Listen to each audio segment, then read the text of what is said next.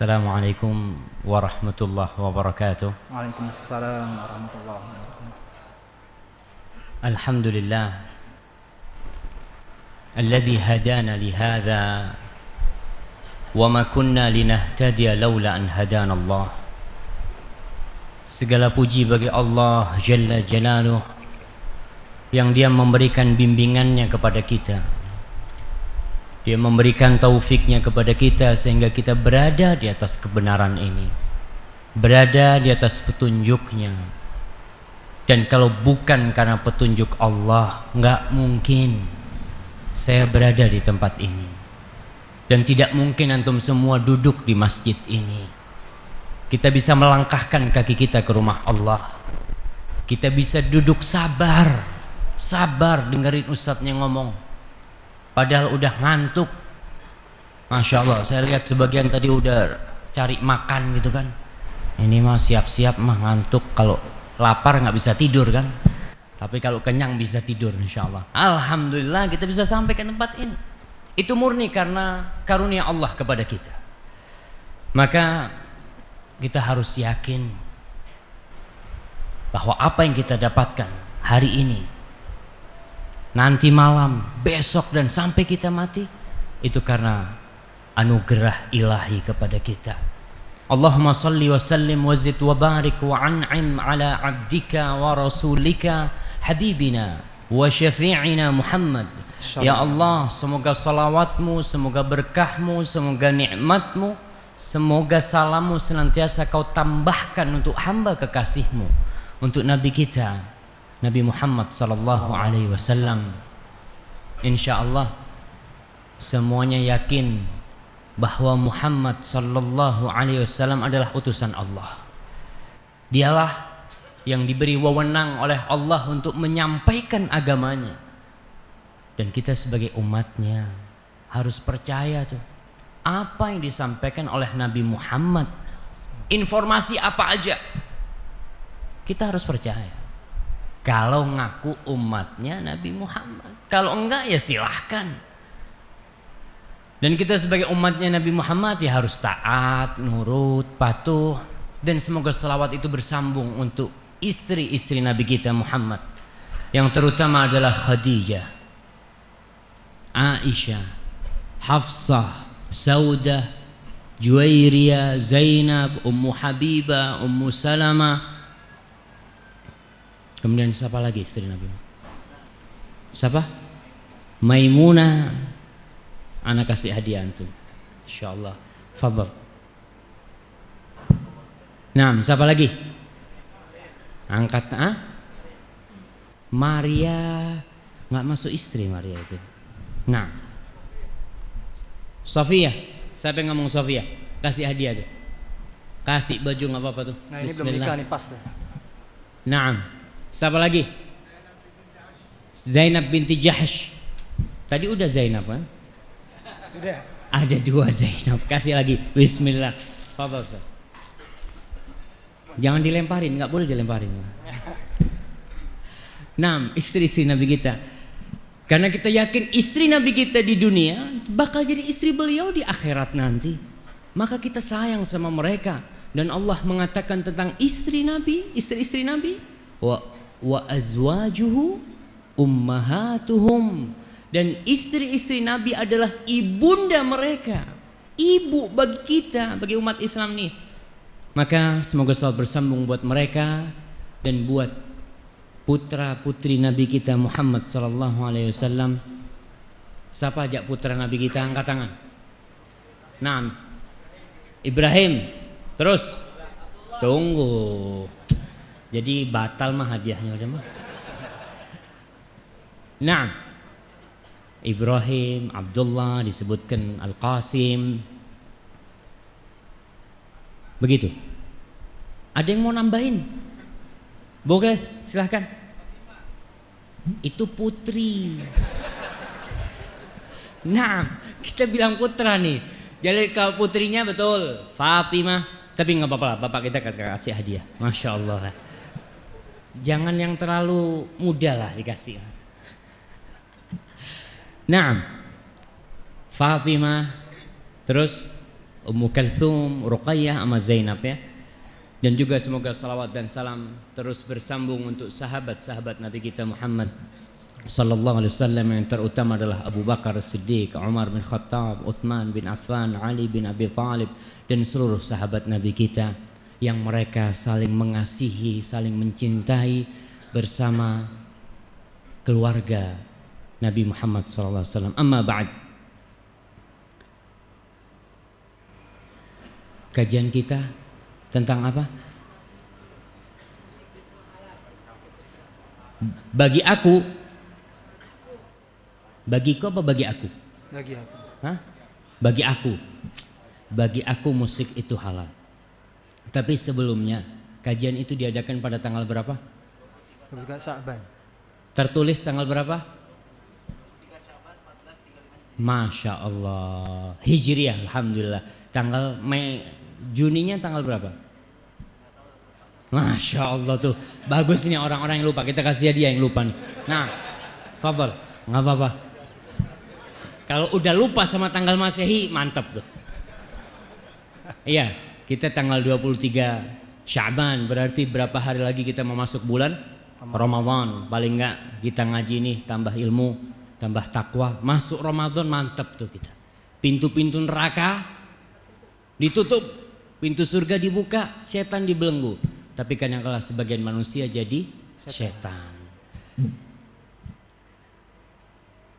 Siapa yang ikut kajian yang pertama? Nah, antum. Ustadz Ahmad Zainuddin menyebutkan 3 pengantar. Antum bisa sebutkan?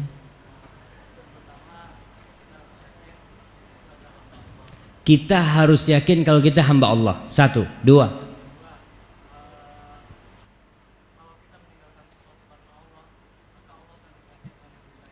Kalau kita meninggalkan sesuatu karena Allah, bakal diganti dengan lebih baik. Begitu jamaah? Hah? Anda mau tanya sama panitia mah? Hah? Betul, itu pengantar kedua. Sahih. Nah, yang ketiga.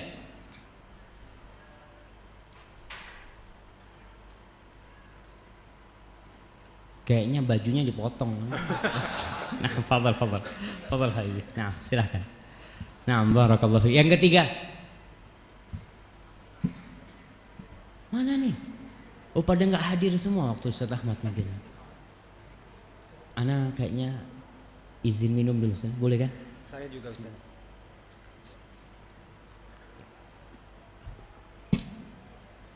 Yang ketiga apa jemaah? Ana udah dengerin. Kalau nggak salah yang ketiga, itu semua hukum Allah pasti ada hikmahnya. Iya, semua peraturan yang dibuat oleh Allah SWT pasti ada hikmahnya. Sebelum kita masuk nih, Ana mau ingatkan sama yang pertama yang disampaikan Ustaz Ahmad tuh, bahwasanya kita semua hamba, semuanya, nggak ada yang bukan. Bahkan Sayyidul Istighfar, istighfar yang paling mulia, gimana?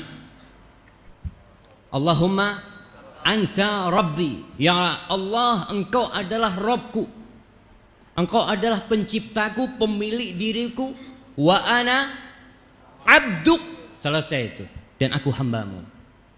Ketika ada hubungan itu, seorang hamba meyakini, iya aku hamba, aku bukan siapa-siapa. Kemudian di doa pelipur lara, siapa yang ingat doa pelipur lara? Jangan antum lagi lah, yang lain. Antum udah dapat banyak mah. Nah, doa pelipur lara. Silahkan yang paling akhir.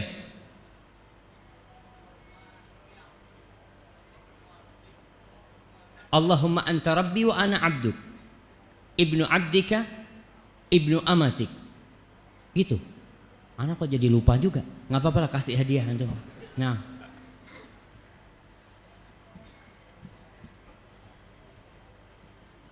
Allahumma anta rabbi la ilaha illa anta khalaqtani wa ana abduka. Ya Allah, tiada yang berhak disembah kecuali Engkau, dan aku ini adalah hambamu, Engkau yang menciptakan aku. Wa ana abduk.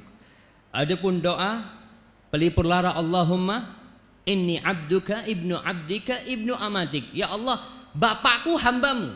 Bapakku jenderal bintang 4 pun itu hambamu. Ibundaku juga hambamu ya Allah. Berarti keturunanku ini sampai ke paling atas keturunan hamba ya Allah. Aku hambamu. Maka tolong tuh yang mungkin udah berpangkat lupa kalau dia hamba, tetap jadi benar-benar asli kita ini hamba Allah subhanahu wa ta'ala. Maka kita mau mengkaji sekarang bagaimana peraturan dari Allah subhanahu wa ta'ala. Apa sih? Kalau kita kerja paling enak tuh saya contohkan sama polisi, sama tentara tuh. Dipanggil sama atasannya, Joko. Apa kata dia? Siap dan siap dia. Mau disuruh apa? Kau berdiri di sana ya. Dan ini berdirinya sunnah apa wajib dan? Bisa digampar tuh sama atasannya tuh. Kamu nih ngaji tanya sunnah sama wajib, udah perintah langsung amalkan. Begitu aturannya. Maka orang yang beriman sifat mereka waqalu sami'na wa ata'na, selesai itu. Orang-orang beriman sami'na, ya udah ana dengar, ana taatin. Tapi kalau nggak bisa, ghufranaka rabbana wa ilaikal masir. Ya Allah, ampunanmu ya Allah. Ana hambamu yang penuh kelemahan, mungkin nggak sempurna dalam pengamalan agama kita. Sebenarnya tadi ana sudah kasih pertanyaan sama mereka supaya tanya sama ana. Ternyata nggak tanya. Ana suruh ceramah sama antum ini sekarang. Jadi nggak boleh tanya antum sama ana sekarang. Boleh nanti antum tanya sama ana. Bicara masalah musik nih, apa tidak termasuk berlebih-lebihan orang yang mengharamkan musik? Kok bisa sesuatu yang nyaman, yang menghantarkan tidur kita, membuat hati ini menjadi menghayal tuh. Kok bisa haram Ustaz? Kita aja dengar suara-suara burung itu halal gitu.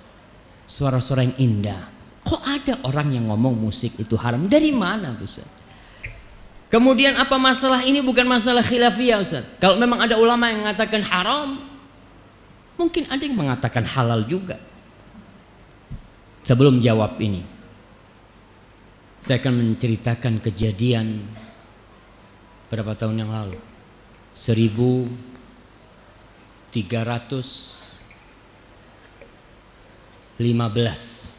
Hijriah, 20 tahun yang lalu.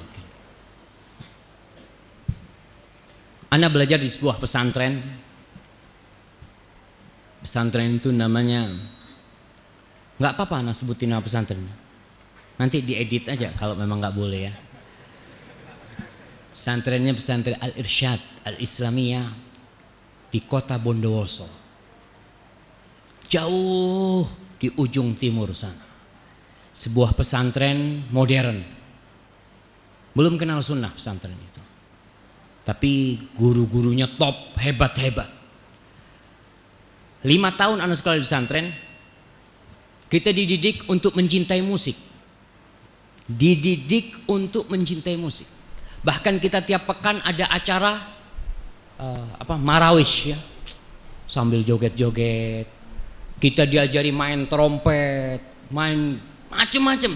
Karena ketika itu buat kita musik itu halal. Bahkan kiai kita di pondok itu jangan ditanya, kelasnya kelas nasional tuh, hebat. Bahkan nama beliau harum tertulis di buku-buku sejarah. Dan di pesantren kita punya klub drum band paling terkenal. Bahkan pernah main di istana klub itu. Kita nggak pernah tahu, buat kita musikal. Pas 5 tahun di pesantren terjadi keributan. Keributan itu terjadi, ada ustadz-ustadz yang ngomong musik haram. Akhirnya terjadi dialog antara 2 pesantren. Pesantren Al-Irsyad Al-Islamiyah Bondowoso dan pesantren Al-Irsyad Al-Islami Tengaran Salatiga. Dialog terjadi antara 2 pesantren.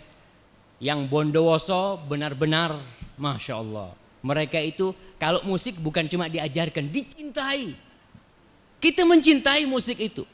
Ketika itu, yang namanya main trompet, main apa, anak-anak itu pada pinter-pinter semua. Terjadi dialog. Dialog itu seru. Kita kan masih santri ya. Kita nonton tuh dari jendela di sebuah perpustakaan. Semua kitabnya pada gede-gede semua yang dibawa. Masya Allah, mana nih yang menang gitu kan. Pas sholat isya, imamnya itu baca surat Al-Hujurat. Ya ayyuhalladzina amanu la tuqaddimu baina yadayillahi wa rasulih wattaqullah. Wahai orang-orang yang beriman, jangan kalian itu melampaui, melangkahin Allah dan Rasulnya. Bertakwalah kalian kepada Allah Subhanahu wa taala. Itu yang dibaca. Anak ingat sampai sekarang. Oh, ini mungkin masalah itu.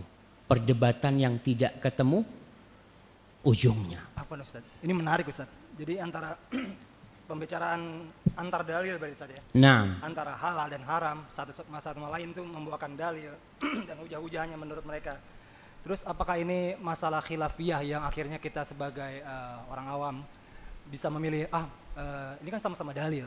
Apakah ini masalah fikih saja? Apakah ini mutlak ini harus mengikuti yang A atau yang B? gimana jamaah? Iya, kita jawab kan? Iya. Siap. Ana ceritanya belum selesai Mas Adima. Oke, jawabannya ada di cerita ini. Selesai mereka debat, ternyata di pesantren kita itu ada beberapa teman dari Al-Irsyad sana yang pindah. Yang dia kenceng. Kita punya guru-guru yang mengabdi dari Al-Irsyad itu, pesantren kita, benar-benar mereka memusuhin namanya musik gitu. Maka terjadi ada bentrok di dalam pesantren itu sendiri antara kubu yang menghalalkan dan yang mengharamkan. Ana ditanya, ketika itu Ana ingat Ana sebagai ya ketua OSIS-nya lah di pesantren. Kita tiap sore di pesantren itu tiap sore mesti nyetel musik. Tapi sama gurunya nggak boleh ada syairnya. Jadi instrumen ya. Instrumen aja disetel. Kita main bola, olahraga apa itu disetel. Suatu saat ketika Ana nyetel datang teman dari pesantren sana. Dia ngomong, "Fik, menurut ente musik itu apa hukumnya?" Ana ngomong, ada dua pendapat. Yang satu mengatakan haram dan satu menyatakan halal. Dan Ana milih yang halal. Kita namanya anak-anak waktu itu. Kita yang penting, oh ini kan berarti khilaf boleh lah. Orang semua punya kitabnya gede-gede gitu kan. Sama tuh kitabnya. Berarti boleh. Ana katakan sama dia. Ana nggak ngerti masalah hukum pada waktu itu. Bahkan kita sudah mendarah daging walaupun kita nggak jadi musisi ya. Belum kita waktu itu. Karena kita mau jadi ustadz. Cuma ustadz yang suka musik. Dididik seperti itu. Sudah berlalu kejadian itu. Tetap. Namun seorang muslim kan dituntut untuk belajar, untuk mengkaji. Apa benar seremeh itu kita boleh memilih? Setiap ada perselisihan kita boleh memilih. Ada khilaf nih di antara para ulama, ente milih yang mana? Ya ana milih yang enak lah. Apa boleh seperti itu? Atau kita sebagai seorang hamba harus hati-hati? Ternyata tidak semua khilaf. Laisa kullu khilafin mu'tabar illa khilafun fihi hadzun minan nawar. Tidak semua perselisihan itu bisa diterima kecuali khilaf yang memang ada ruang untuk beda pendapat di situ. Apakah musik ini termasuk yang ada ruang untuk khilaf pendapat? Itulah yang kemudian Ana mengkajinya. Ana belajar. Karena kita di pesantren, kita dididik untuk bisa baca kitab. Ternyata perselisihan itu tidak bisa diterima. Kenapa? Imam yang 4. Kita bicara imam yang 4. Siapa yang bisa menyebutkan imam yang 4 bersama tanggal matinya?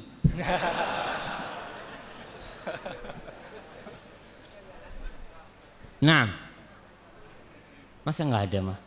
Oh, ada tuh di sebelah sono. Fadhal. Imam yang pertama Abu Hanifah 150 Hijriah, alhamdulillah. Yang kedua Imam Malik bin Anas 179, betul. Anak koreksi betul nggak? Anak lihat di sini. Nah, fadhal. Nah, 204 Hijriah. Imam Ahmad 241 Hijriah. Masya Allah. Kasih Double, 2 Ustaz, ya, hadiah, double, ya. double hadiah ini, Masya Allah. Satunya buku lah, kasih buku nggak apa-apa. Masya Allah, Masya Allah. Nah, itu imam yang 4. Dari mulai Abu Hanifah 150. Pada 150 Hijriah itu lahir Imam Syafi'i. Beliau lahir tahun 80 Hijriah, Imam Abu Hanifah. Meninggal 150. Pas meninggalnya Abu Hanifah, lahirlah Imam Syafi'i. Maka dikatakan matal imam wa wulidal imam. Meninggal seorang imam dan dilahirkan kembali seorang imam. Yaitu Imam Syafi'i rahimahullah ta'ala. Kemudian Imam Malik 179. Kemudian Imam Syafi'i 204 dan Imam Ahmad 241. Subhanallah. Itu imam yang 4 berpendapat haram. Saya ngomong mau milih madhab yang mana anak ini? Kalau 4-nya haram, ada madhab lain kata dia. Madhab Zahiri itu ngomong halal. Ibnu Hazm Ustaz. Ibnu Hazm nih. Ibnu Hazm ini menyatakan halal. Coba kita lihat kapan Ibnu Hazm lahir dan kapan imam yang terakhir meninggal. Siapa yang tahu Ibnu Hazm itu lahir kapan? Ada yang tahu? Ana harus nyontek juga jemaah. Ibnu Hazm ini beliau dilahirkan tahun 384 Hijriah. Imam yang terakhir meninggal kapan? 241. Jadi 143 tahun ya. Betul. 143 tahun kemudian lahir Ibnu Hazm. Dia meninggal tahun 456. Jadi perbandingan meninggalnya dengan meninggalnya Imam Ahmad 200 tahun kira-kira. Ibnu Hazm ini berpendapat bahwasanya musik itu halal. Ana ngomong kira-kira bisa diterima enggak ya? Kalau ana mau ikut hawa nafsu ana waktu itu, ana akan ikut Ibnu Hazm. Tapi setelah dipikir-pikir, masa imam yang 4 nih salah? Kemudian satu imam nih benar. Pendapat dia itu ternyata mendhaifkan semua hadis. Dia mengatakan dalam kitabnya Al-Muhalla Ibnu Hazm yang menyebutkan kira-kira 21 hadis tentang musik. Kemudian dia mengatakan, kata dia, tunggu nih, mana perkataan Ibnu Hazm? Kullu ma ruwiya fiha batilun maudhu. Semua hadis yang diriwayatkan tentang musik ini adalah batil, nggak benar dan palsu. Kok bisa? Masa imam yang 4 nerima hadis palsu sama hadis batil? Ana jadi bingung, kayaknya enggak. Maka kita lihat nih, bagaimana pendapat ulama tentang hadis-hadis yang katanya Ibnu Hazm semuanya batil dan palsu. Ternyata Ibnu Hazm ini seorang alim ulama yang besar, yang senior, tapi dia bukan ahli hadis. Sosok ahli hadis yang lebih dari beliau, Imam Bukhari umpamanya. Imam Bukhari mensahihkan hadisnya. Ibnu Hibban, pengarang kitab Sahih Ibnu Hibban, mensahihkan hadisnya.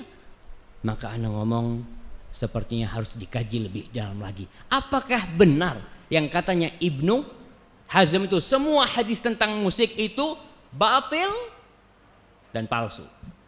Kalaupun ada yang sahih, ya nggak sorry gitu kan, nggak ada penyebutan musik itu nggak ada. Maka di sini kita tidak akan merendahkan Ibnu Hazm. Ibnu Hazm adalah sosok ulama senior, dan ketika kita mengkoreksi pendapat Ibnu Hazm, kita tidak mengkoreksi pendapat itu dengan pendapat kita. Siapa ente gitu loh, baru jadi ustadz udah berani jelek-jelekan Ibnu Hazm. Lah, ma'adzallah kita menjelek-jelekan Ibnu Hazm. Kita berbicara tentang agama nih. Kita membandingkan antara pendapat yang mengatakan halal dan haram. Bukan masalah makruh ini. Antara satu di ujung neraka, yang satu juga di ujung neraka. Yang mengatakan haram berarti dia, ya sudah, yang melakukannya bisa masuk neraka. Yang mengatakan halal Kalau ternyata dia menghalalkan yang haram, maka dia juga berbahaya urusannya ketika menghalalkan yang haram. Ibnu Hazm adalah ulama senior, beliau memiliki buku-buku yang banyak sekali, tapi tetap buat ana Abu Hanifah, Imam Malik, Imam Syafi'i, dan Imam Ahmad bin Hanbal, beliau lebih agung buat ana. Kita ini orang awam mau ikut siapa? Orang awam kan biasanya taklid kan ya, ikut-ikutan. Kita mau Ustaz, ana ini nggak tahu dalil Ustaz. Cobalah ana kepingin tahu siapa sih yang berpendapat ini. Imam Syafi'i, alhamdulillah, udah ana ikut Imam Syafi'i. Nggak apa-apa, karena kita mungkin nggak bisa untuk mengkaji dalil, tapi dilihat antara imam-imam itu mana yang lebih bertakwa, mana yang lebih berilmu dalam permasalahan yang sedang diperdebatkan itu. Nah, jangan dulu. Semua ulama setelah Ibnu Hazm taklid Ibnu Hazm.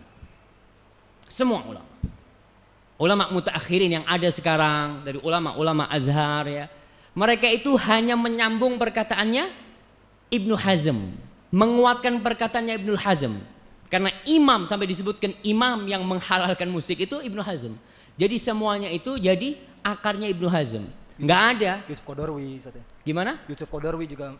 Iya, umpamanya Syekh Yusuf Qaradawi, Abu Zahra, ulama Mesir, kemudian Muhammad Al-Ghazali, ulama Mesir, yang di buku-buku mereka menyebutkan bahwasanya musik itu halal selama tidak membuat orang itu lalai gitu ya. Itu halal. Siapa imam mereka? Ibnu Hazm. Jadi pokoknya ini di Ibnu Hazm. Kalau kita bisa mengkaji pendapatnya Ibnu Hazm, selesai semuanya. Selesai semuanya. Karena ada di pokoknya ini. Bagaimana pendapat Ibnu Hazm itu? Dia mengatakan itu tadi. Semua Syekh Albani mengatakan hadis dhaif, kalau semuanya dhaif, kalau banyak itu bisa jadi hasan. Hadisnya banyak sekali, nggak ada tuh, batil. Maka kita lihat bagaimana ya pendapat-pendapat ulama hadis tentang hadis-hadis musik itu. Gitu kiranya.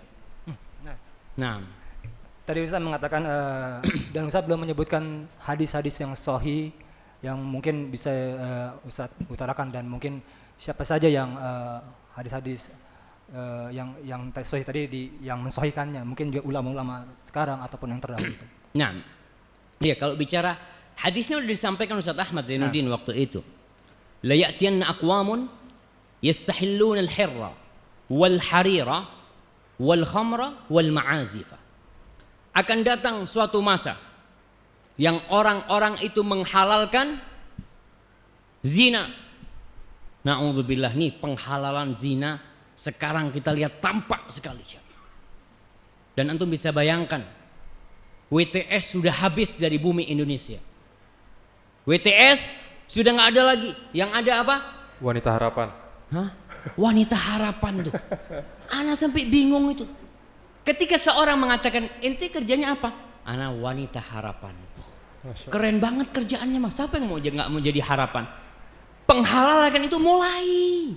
Orang ketika tahu WTS, wanita tunasusila, mau nggak mau dia suatu saat akan bertobat. Karena dia tahu ana nih tunasusila nih. Yang ana lakukan nih haram. Tapi dibikin tuh supaya nggak jadi haram. Ente itu PSK. Apa? Pekerja seksual komersil. Antum nggak hafal? Masya Allah. Nggak apa-apa. Iya, itu yang terjadi. Nggak ada tuh sekarang yang namanya pelacur. Yang ada PSK, wanita harapan. Ini salah satu bentuk ya menghalalkan akhirnya. Orang yang awalnya dia mau tobat, nggak mau tobat. Kenapa? Orang saya ini menghibur Ustaz. Saya ini menyenangkan kaum lelaki Ustaz. Na'udzubillah min dzalik. Kemarin sudah ditutup tuh doli ya. Kita alhamdulillah bersyukur sama Allah Jalla Jalaluh.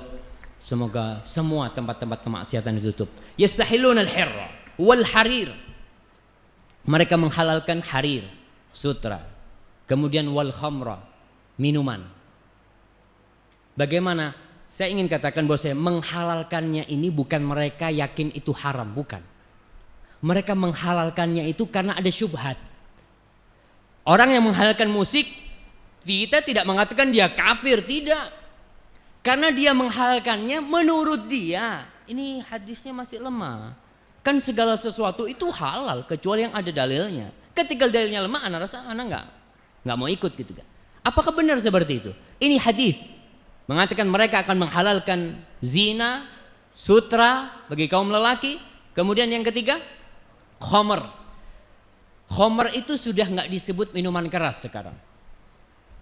Di Arab itu disebut namanya al-mashrubat ar-ruhaniyah. Minuman rohani. Itu orang kalau minum, ente minum apa ini? Minuman rohani, biar ente tenang gitu kan. Orang kan, oh coba gitu kan, na'udzubillah, na'udzubillah. Itu orang menghalalkan itu. Dan yang keempat, wal ma'azifa. Ma'azif itu jam'u mi'zaf. Jamak dari mi'zaf. Mi'zaf itu artinya alat musik. Subhanallah. Dan ini salah satu jawami'ul kalim yang diberi Rasul SAW. Beliau mengucapkan kata-kata yang ringkas tapi maknanya luas sekali. Beliau tidak mengatakan yang haram itu gendang, yang haram itu tombur, yang haram itu piano, enggak, ma'azif. Karena memang banyak alat-alat musik yang tidak ada di masa Rasul sallallahu alaihi wasallam. Yang terjadi selanjutnya, Ustaz, hadisnya ini katanya Ibnu Hazm dhaif, sama palsu. Enggak palsu kalau hadis ini. Ibnu Hazm mengatakan hadisnya muallaq. Muallaq itu yang tidak disebut perawinya. Bukhari menyebutkannya dalam sahihnya, tapi dia tidak menyebutkannya secara musnad. Sanadnya lengkap enggak. Ada yang terputus. Oke, Imam Bukhari menyebutkan itu dengan sighatul jazm. Yang pasti dia meriwayatkan hadis itu. Dan kemudian kalau dikatakan putus, oke, Imam Bukhari tidak menyambungnya. Tapi ulama hadis bukan hanya Imam Bukhari. Perawi-perawi hadis itu banyak sekali. Imam-imam itu. Oleh karena itu Ibnu Hajar al-Asqalani yang bermadhab Syafi'i, dia menyambungkan sampai dari 9 jalur. Hadis itu bersambung sampai Rasul SAW. Dan terbukti hadis ini diterima oleh ulama-ulama madhab yang 4. Dijadikan itu sebagai patokan. Kenapa mereka berpendapat musik itu haram. Siapa aja yang mensahihkan Ustaz? Anda kepingin tahu? Kalau antum kepingin tahu nih, Anda sebutin ya. Yang pertama mensahihkan Imam Bukhari dengan dia menyebutkannya dalam kitab Sahih Bukhari. Yang kedua Ibnu Hibban. Ibnu Hibban ini ahli hadis yang mengarang kitab Sahih Ibnu Hibban. Yang kedua Al-Ismaili, dia juga menyusun Mustadrak kalau nggak salah, yang bersambung, hadis-hadis yang bersambung kepada Rasul SAW. Kemudian Ibnu Salah Asy-Syafi'i yang madhabnya Imam Syafi'i. Kemudian yang kelima Imam Nawawi. Imam Nawawi pengarang Majmu' Syarah Muhadzab, pengarang Riyadhus Shalihin, pengarang kitab Al-Adhkar, penyusun kitab Al-Arba'in An-Nawawiyah, beliau mensahihkan hadis ini. Kemudian Ibnu Taimiyah Al-Hambali dari madhab Hambali, beliau juga mensahihkan. Kemudian Ibnul Qayyim Al-Hambali, kemudian Ibnu Katsir Asy-Syafi'i, kemudian Ibnu Hajar Al-Asqalani, kemudian Ibnul Wazir As-San'ani, kemudian As-Sakhawi, pengarang kitab dari hadis, kemudian Al-Amir As-San'ani. Itu ulama-ulama besar dalam ilmu hadis. Dalam ilmu hadis, semuanya mensahihkan hadis tentang musik. Kok nggak diikutin mereka? Kok pada ikut Ibnu Hazm, ulama-ulama sekarang? Kalau kita disuruh milih, maka pilihlah yang ahli. Ibnu Hazm, beliau ahli dalam usul, dalam ilmu usulul fiqh, mereka memang ahli. Bahkan buku-bukunya Al-Ihkam, fi Usulil Ahkam, Al-Muhalla, itu buku-buku tentang usul fiqh, tentang apa ya, pokok-pokok permasalahan fikih. Itu kitab Ibnu Hazm. Beliau mengarang banyak kitab, tapi beliau tidak lebih senior dari Imam Bukhari, tidak lebih senior dari Imam Ahmad, tidak lebih alim dari Al-Asqalani dalam masalah hadis. Antum kalau mau betulin motor antum, jangan berangkat ke tukang jam. Tukang jam, dia pintar Ustaz untuk reparasi. Betul, reparasi apa dulu? Kita tidak, betul dia alim, tapi di babnya, di keahliannya. Tapi kalau antum mau betulin motor, ya tanyalah paling enggak sama tempat-tempat yang memang khusus. Buat anak nih yang ilmunya lemah, Kalau ana disuruh mencari hadis ini dari awal sampai akhir, mungkin sampai tua ana nggak ketemu-ketemu. Maka ana melihat itu ulama-ulama besar yang mensahihkan hadis ini. Apakah kita masih mau mengatakan enggak? Ana mau ikut pendapatnya Ibnu Hazm yang mengatakan semua hadis yang diriwayatkan dalam masalah musik itu dhaif atau palsu. Mungkin seperti itu. Enggak samalah orang yang ahli sama yang tidak ahli. Gimana Bang? Hadis-hadisnya. Kayaknya antum nggak usah baca itu mah, susah nah jawabnya nanti mah. Nantilah kita mau dengar dari mereka. Tapi ana mau sebutkan hadis-hadis yang sahih itu mana aja Ustaz? Udah disebutkan oleh Ustaz Ahmad pada waktu itu. Dan kalau hanya ada satu hadis yang sahih, kita harus taat nggak? Harus taat nih. Hadisnya sahih. Ternyata hadisnya banyak sekali. Selain hadis yang diriwayatkan Imam Bukhari tadi, dan hadis itu disebutkan oleh Syekh Albani rahimahullahu taala, sebagian orang Pobi, ya Albani yang nyebutin, anak nggak mau. Tenang nih, Albani itu dia gurunya Albani itu siapa? Sama tuh Ibnu Hajar Al-Asqalani. Dia juga mengambil ilmunya Ibnu Hajar, Ibnu Hibban, Imam Bukhari, dan beliau tidak mensahihkan hadis itu dengan diri sendiri. Tidak, kita sudah sebutkan yang mensahihkan itu banyak ulama-ulama senior dalam ilmu hadis. Kalau ada ulama fikih mensahihkan hadis, kita tanya dulu, ente nggak ahli dalam ini. Ente ulama fikih gitu kan. Kita tanya, siapa ulama hadis yang mensahihkan? Fulan. Kita lihat, kita cek kembali. Yang bisa mengecek silahkan dicek kembali. Tapi jangan ikut-ikutan. Mengatakan nggak, ana mau ikut Ibnu Hazm. Karena buat ana itu lebih mendukung ya profesi ana. Boleh mah gitu kan. Ini hadisnya jelas-jelas. Itu hadis yang pertama. Kemudian hadis yang kedua, Rasul sallallahu alaihi wasallam mengatakan sautani mal'unani fid dunya wal akhirah. Ada dua suara yang terlaknat di dunia dan di akhirat. Mizmarun 'inda ni'mah, suara seruling ketika dapat nikmat. Lagi senang-senang sama serulingnya. Warannatun 'inda musibah, dan merintih meratap ketika dapat musibah. Hadis ini diriwayatkan Al-Bazzar di musnadnya dan disahihkan oleh para ulama.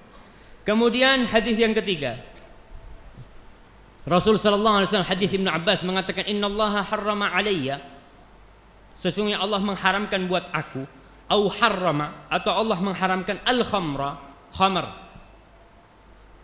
minuman keras, wal maisir, dan judi.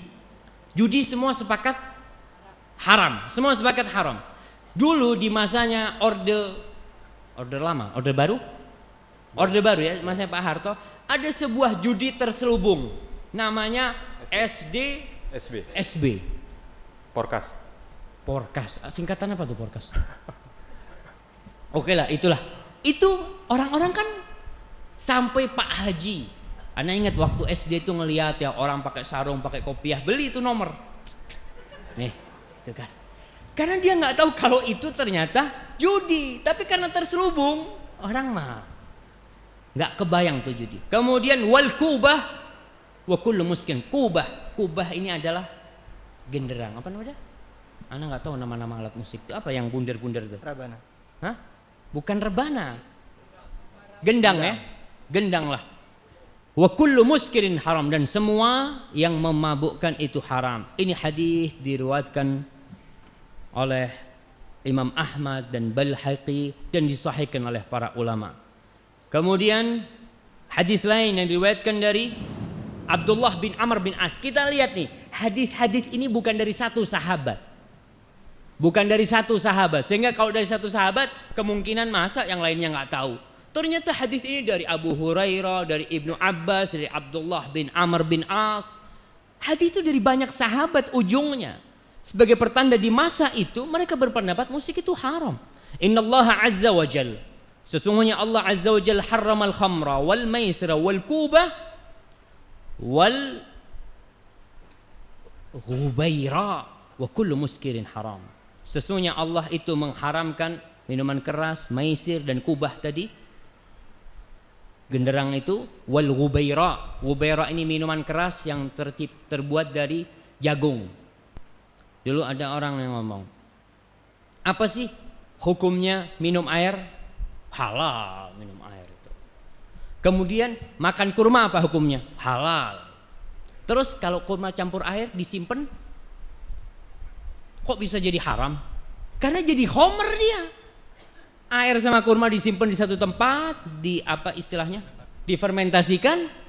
Dia ngomong, kok ente bisa ngomong haram? Ini kan cuma air, cuma kurma. Allah mengatakan, Rasul mengatakan, kullu muskirin haram. Semua yang memabukkan haram. Dalam hadis ini disebutkan, kubah, alat-alat itu ternyata haram. Biasanya nih kalau kita lihat hadis-hadis ini nyampur antara minuman keras, judi, terus apa? Gendang. Kok dikumpulkan tuh? Biasanya memang berkumpul di dunia ini. Orang kalau main judi mesti ada musik tuh. Ada yang main judi diem-dieman, ada Ustaz kata dia, yang takut sama polisi tuh diem-dieman. Ya, tapi kalau tempat-tempat yang banyak itu dikumpulin tuh, bahkan dicampur sama perempuan-perempuan, na'udzubillah min dzalik, dan masih banyak tuh yang lainnya hadis-hadis itu. Antum katanya mau tanya sama anak tadi. Hah?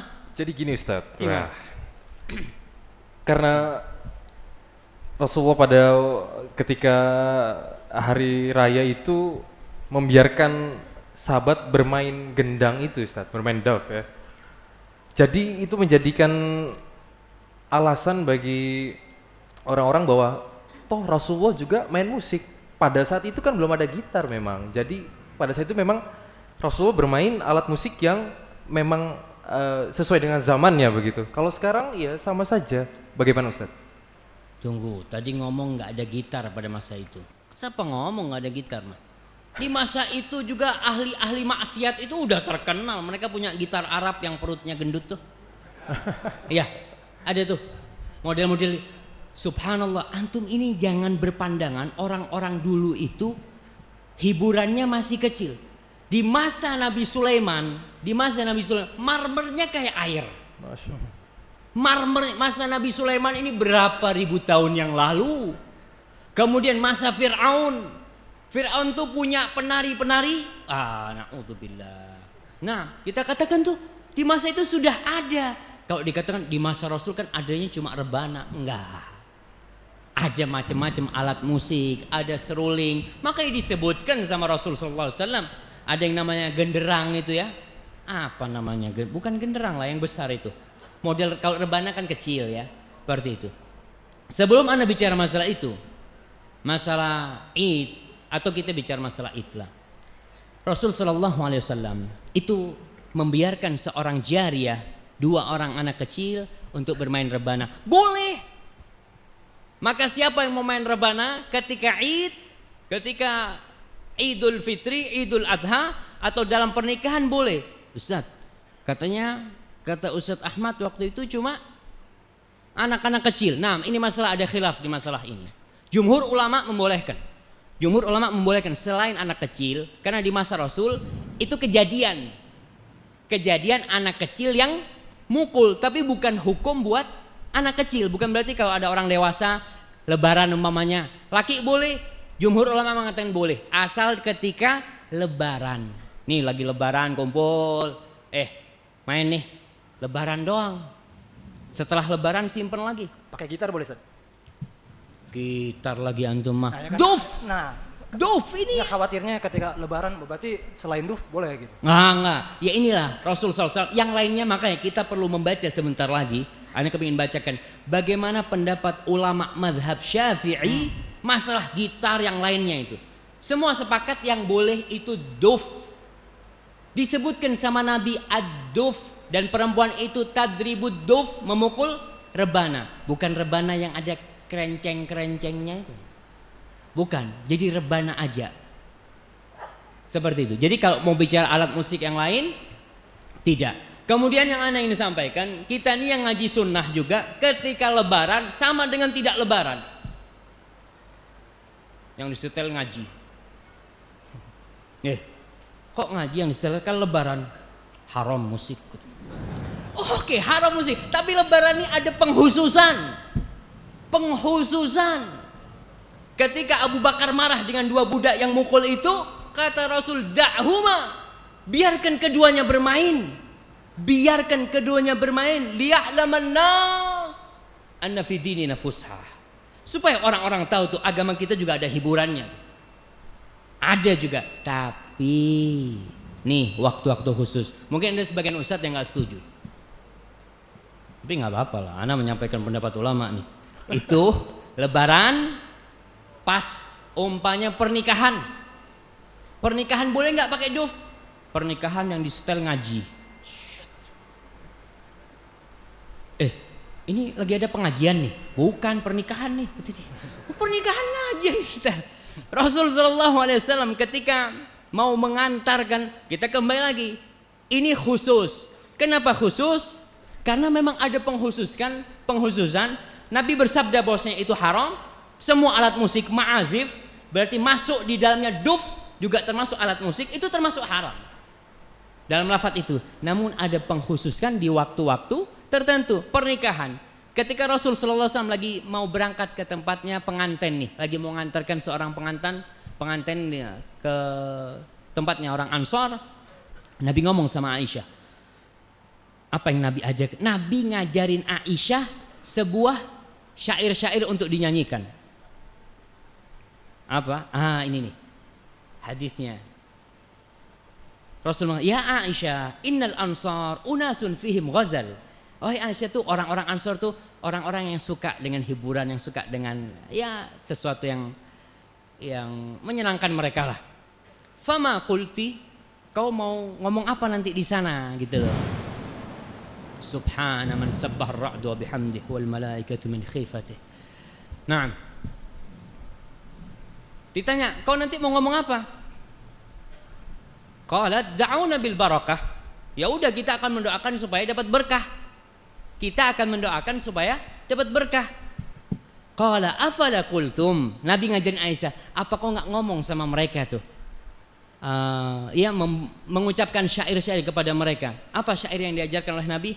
Atainakum fahayyuna nuhayyikum walaula adh-dhahabul ahmar ma hullat bawadikum walaula al-habbatus samra lam tasmun adharakum. Itu Nabi ngajarin sama Aisyah ketika pernikahan. Jadi nikah jangan nyetel, ngaji murotal. Kita ini mau lurus, tapi lurus yang benar. Ada fusha, agama kita ini ada yang boleh. Semua yang enak-enak diharamkan. Gitu kan? Betul. Kullu mamnu'in marhub. Semua yang dilarang itu mesti disukai. Bapak ngomong sama anaknya, nak jangan naik-naik. Lihat bapaknya nggak ada. Cobalah antum di rumah. Istrinya nggak perlu dengar lah, Jadi antum taruh di lemari itu surat cinta lah, tulis aku mencintaimu. Kunci, ngomong sama istrinya, dek jangan dibuka tuh lemari. Dek jangan dibuka tuh lemari. Insya Allah kita pergi, dia kepingin tahu tuh ini kenapa, nggak boleh. Kepingin dia buka. Itu semua yang dilarang. Allah sudah kasih di diri kita memang kecintaan. Zuyyina linnas hubbus syahwat. Sudah dicintakan hubbus syahwat itu. Dan musik ini termasuk syahwat. Orang itu senang condong kepada musik, tapi kok diharamkan. Itulah ujian dalam kehidupan ini. Tapi kalau untuk lebaran, untuk hari raya khususon, itu khusus pada waktu itu boleh. Mana dalilnya? Itu yang disebutkan oleh para ulama tentang dalil-dalil yang menghalalkan hal itu. Nah, itu. Baik. Ana boleh bacain ini apa? Fadhal. Tadi Ustaz mengatakan akan mengisahkan tentang Imam Syafi'i, di mana Indonesia ini mazhabnya kebanyakan Imam Syafi'i. Ustaz. Bagaimana hukum menurut Imam Syafi'i? Ustaz? Nah, kita ini Indonesia ada istilah Indonesia bergoyang. Ya. Iya. Kok bisa gitu kan? Ini mazhabnya Syafi'i, itu Imam Syafi'i ngatakan nggak boleh bergoyang tuh. Tahun berapa ya? Beberapa tahun yang lalu, anak ke sebuah pesantren milik seorang kiai dari Nahdlatul Ulama. Masya Allah, pesantrennya besar sekali. Ketika itu anak mau berjumpa dengan seorang kiai, karena masih belum datang anak ngaji, banyak yang hadir.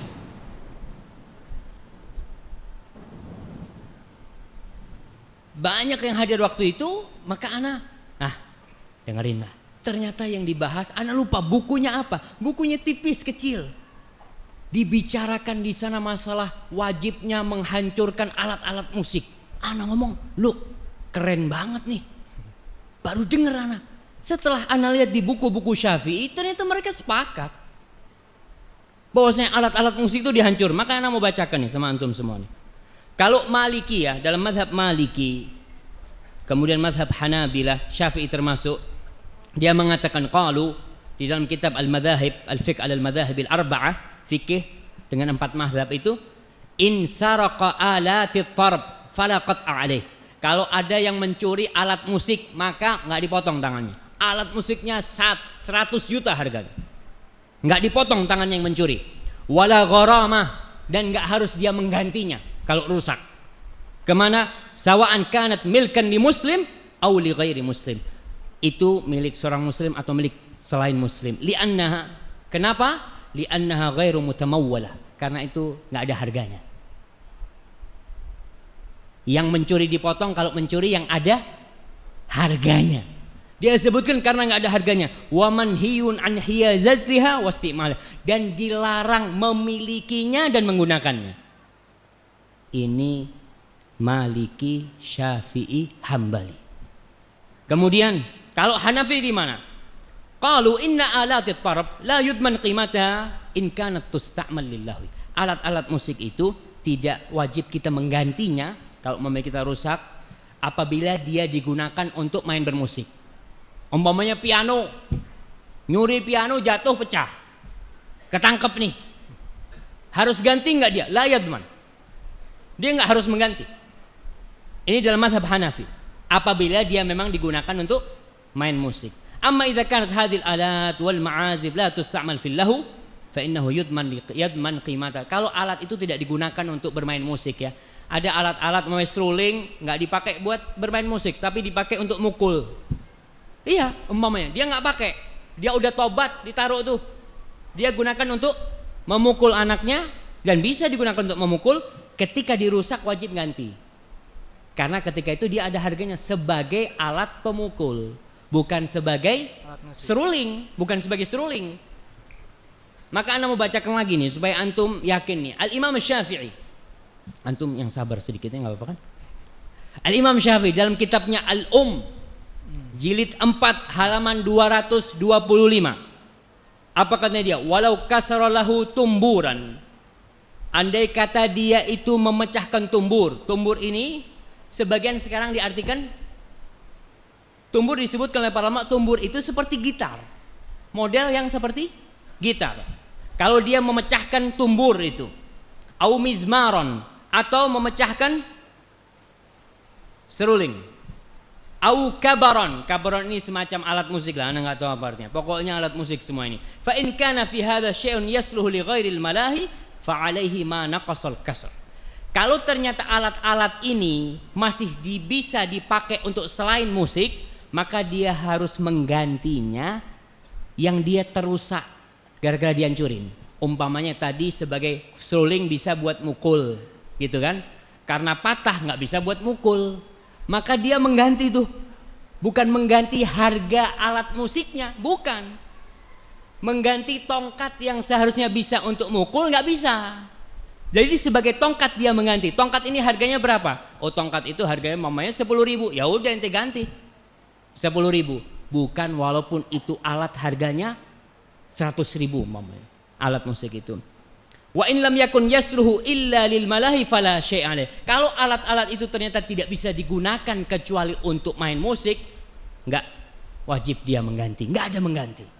Ini perkataan Imam Syafi'i dalam kitab Al-Um.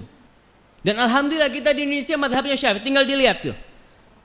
Kemudian di dalam kitab Al-Um juga jilid 6 halaman 159.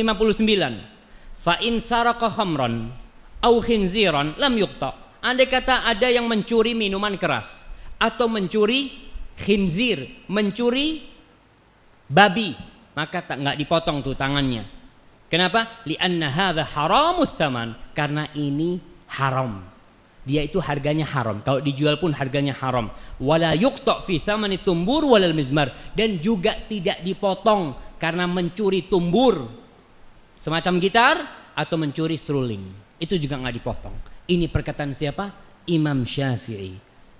Kemudian kita lihat perkataan Al-Muzani, muridnya Imam Syafi'i. Dia mengatakan, Mukhtasar Muzani, dia mengatakan, wa idza kusira lahum salib min dhahab. Andai kata dia menghancurkan salib yang terbuat dari emas, lam yakun fihi ghurmun, maka dia nggak wajib untuk nggak didenda, karena dia menghancurkan salib dari emas nih, karena salib. Wa in kana min udin wa kana idza furriqa salah li ghairi salib, kalau ternyata itu dari kayu, salibnya terbuat dari kayu, dan dia itu kalau dipisahkan bisa dibikin sesuatu yang bermanfaat, ada hal-hal yang multifungsi ya, tidak jadi salib. Fama naqasal kasru al-ud, fama naqasal kasrul udah, maka dia wajib mengganti kayu itu ketika dirusak, kan akhirnya rusak, harganya berkurang, bukan harga salibnya, bukan, harga kayunya. Seperti itu. Wa kadzalika tumbur, begitu pula alat musik tumbur semacam gitar itu, wal mizmar, dan seruling. Mereka sebutkan di kitab-kitab mereka. Kemudian di dalam kitab Al-Hawi Al-Kabir, wa yukrahu bai'ul khashab mimman yuttakhad malahi, dan dibenci menjual kayu nih sama orang yang kayu itu dipakai untuk tumbur, untuk semacam gitar, atau digunakan untuk ya gendang atau tobel, itu wa ma syabaha dzalik, wa ma syabaha dzalik, yang semacam itu dalam kitab Al-Hawi Al-Kabir. Kemudian di dalam kitab Al-Hawi Al-Kabir juga mengatakan, fa ammal malahi, adapun yang melalaikan, malahi kat tumbur seperti gitar, wal ud ini juga disebutkan gitar, karena tumbur ada yang mengatakan sebagai seperti genderang itu, dan ud, wad duf, dan seruling. Fa in amkanal intifa biha idza fusilat jaza bai'uha, kalau alat-alat itu kalau dipreteli ada harganya, boleh dijual kalau bisa dipreteli, tapi tidak boleh dijual sebagai alat musik dipretelin. Wa kadzalika al-la'ib, dan juga alat-alat permainan yang lainnya. Lakin yukrah bai'u dzalik qabla tafsilihi li baqa'il ma'siyah fihi, tapi dibenci dia menjualnya dalam kondisi seperti itu karena masih mungkin bisa dipakai. Kita ngomong ini alat nih, ini gitar nih bisa dipakai untuk mukul kambing nih, mamanya, untuk mukul apa gitu kan, tapi masih bisa dipakai, maka dibenci kita menjual itu karena bisa jadi dia dipakai main, maka dibenci, maka kita harus melepaskannya. Kemudian banyak sekali di kitab-kitab ana bacakan dan mudah-mudahan antum bisa sabar.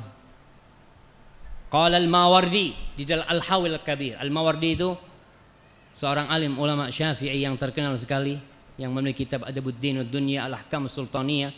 Dia mengatakan, ammal kalbu wal khinzir, adapun anjing, babi, wal khamru, dan minuman keras, fala qimata ala mutlifihi, dia tidak mengganti kalau dia merusaknya, tidak mengganti kalau dia merusaknya. Wala qat'a ala sariqihi, yang mencuri juga enggak dipotong tangannya. Walima ruya anin Nabi sallallahu alaihi wasallam, berdasarkan hadis tentang masalah khinzir, tentang masalah anjing. Fa ammat tumbur wal mizmar wasairul malahi, dia mengatakan adapun tumbur tadi semodel gitar itu, wal mizmar dan seruling, wasairul malahi, dan semua model alat musik, fasti'maluha mahdhur, menggunakannya itu dilarang. Mahdhur itu mamnu, dilarang. Wa kadzalika qtina'uha, begitu pula menyimpannya. Ada orang udah nggak main musik tapi masih disimpan tuh alat, boleh nggak? Nggak boleh. Ini Imam Mawardi madhabnya Syafi'i. Kalau Imam Nawawi sudah katakan tadi ya. Wa in sara, kita baca yang lainnya.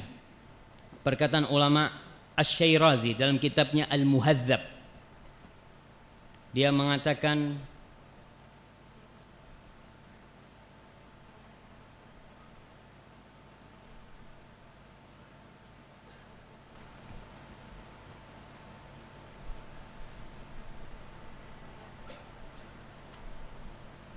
Naam.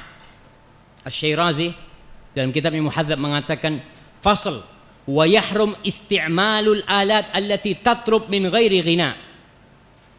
Dan diharamkan menggunakan alat-alat yang membuat orang bergoyang gitu min ghairi ghina, tanpa lagu-lagu kal ud wa tumbur, seperti ud itu sekarang diterjemahkan seperti gitar Arab itu, wa tumbur wal mi'zafah wa tabl, dia sebutkan tabl genderang, wal mizmar seruling, wad dalilu alaihi qauluhu ta'ala, dia belum menyebutkan dalilnya adalah firman Allah Subhanahu wa taala, wa minan nas man yashtari lahwal hadits liyudilla an sabilillah. Dan ada sebagian orang yang dia menggantikan lahwal hadits, ya, dia membeli lahwal hadits, perkataan-perkataan yang membuat orang itu lalai, orang itu lengah, liyudilla an sabilillah, yang pada akhirnya dia akan menyebabkan orang tersesat dari jalan Allah Subhanahu wa taala. Qala Ibnu Abbas innahal malahi, kata Ibnu Abbas dia itu adalah malahi. Kemudian warawa Abdullah bin Amr bin As anna Nabiy sallallahu alaihi wasallam, dia mengatakan bahwasanya Nabi sallallahu alaihi wasallam bersabda, innallaha harrama 'ala ummati al-khamra wal maisra wal mizmar wal kub wal qinnin. Dia menyebutkan tentang hadis yang mengharamkan alat-alat musik itu. Banyak sekali disebutkan wat tabal wal qinnin wal barbat, enggak tahulah anak ini. Tabal, qinnin, barbat itu alat-alat musik yang dulu mereka sudah macam-macam alat musiknya. Ternyata mereka berpendapat dalam mazhab Syafi'i bahwa dia itu haram. Tinggal dilihat sekarang. Dibaca kitabnya Imam Syafi'i, dibaca kitabnya Imam Nawawi, dibaca kitabnya Al-Mawardi, dan insya Allah alhamdulillah di Indonesia ini banyak kitab-kitab mereka dan dikaji di banyak pesantren-pesantren. Tapi ana nggak tahu ya, kenapa masih ada yang menghalalkan musik. Mereka yang bermadhab Syafi'i menghalalkan musik dari mana? Apa pindah madhab? Ada istilah pindah madhab gitu kan? Enggak, kita nyebrang tuh ke madhabnya Ibnu Hazm, kita ikuti kebenaran. Kalau hadisnya benar, sahih, tapi bertentangan dengan nafsu kita, memang nggak enak. Bahkan di beberapa dulu di kampung kita, di pesantren itu, beberapa tempat ibadah, beberapa masjid itu pasang corong nyetel lagu-lagu India. Kita anak pesantren, oh kata dia nih, karena kita ingat dulu kita didik seperti itu. Tapi alhamdulillah setelah itu kita bisa menghindarinya. Wallahu a'lam bishawab. Sangat banyak sekali, saya sampai milihnya susah. Kayaknya anak kembalikan ke antum. Ya alhamdulillah, setelah kita simak bersama pemaparan dari Ustadz, penjelasan dari Ustadz tentang bagaimana Islam memandang tentang hukum musik, dan insya Allah sekarang kami buka untuk tanya jawab, dan kepada ikhwan kita akan boleh memberikan pertanyaan langsung kepada Ustadz, dan kepada akhwat pertanyaan dapat dituliskan. Sebelum itu Ustadz, ana mau tanya bahwa kita ini sebetulnya dari kecil itu sudah terjebak Ustadz. Yang tidak boleh dari kecil itu mencuri, berzina, mabok. Tapi musik Nina Bobo Ustadz kita. Itu kif melepaskan dari jeratan syaitan itu, kif Ustadz. Betul, subhanallah. Inilah didikan orang tua. Kita terus terang, banyak di antara kita, jangan antum lah, ana yang udah di pesantren dulu itu, melihat orang-orang yang mengharamkan musik, ini ekstrim banget dia sih. Orang dari dulu, guru kita, ustadz kita, dan bukan ustadz kayak ente, tuh ustadz lebih gede. Kok tahu-tahu ente datang mengharamkan musik gitu. Kemudian dulu ana melihat yang ekstrim juga, sampai orang-orang yang pakai jenggot tuh. Ini jenggot-jenggotan nih. Subhanallah ya, subhanallah.